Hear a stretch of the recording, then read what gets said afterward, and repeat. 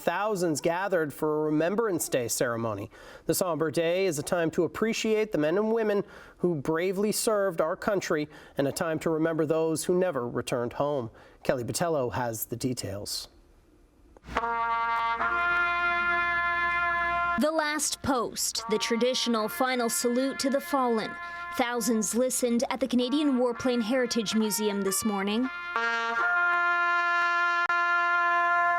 At the 11th hour on November 11th, 1918, the First World War came to an end. And to this day, we remember the sacrifices of those who stepped up to serve Canada in the First World War and in the wars that came after.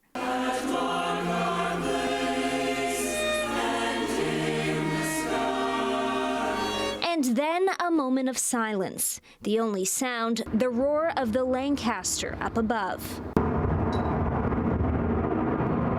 10 veterans who served in the Second World War were present today at the museum's annual Remembrance Day ceremony, the number dwindling every year, most of them over 100 years old, like 104-year-old Jack Finan, who is the oldest living Lancaster pilot.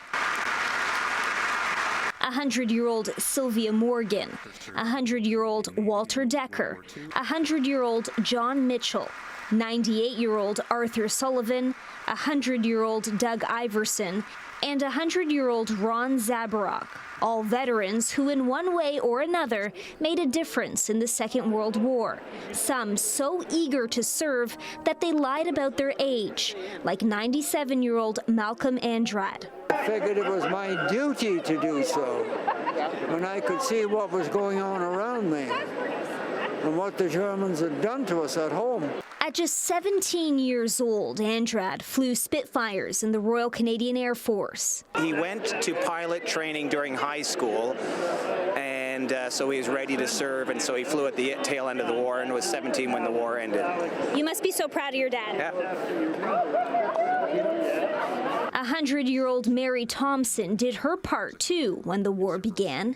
I was in the Canadian Women's Army Corps, and I helped the girls get their uniforms. 102-year-old Randy Harrison was a wireless air gunner during the Second World War. He likes to remember the good times. You recall the bad times. We had some of those, but try to forget those and remember the good times. Canadian veterans who served in other wars and in other ways were honored too.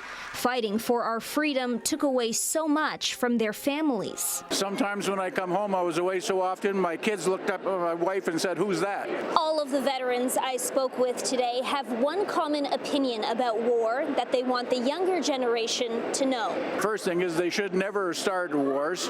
I don't like war. Because I don't like war anymore.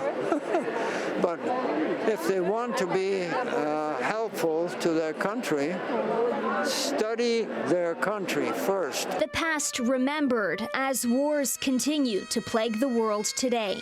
Kelly Botello, CHCH News.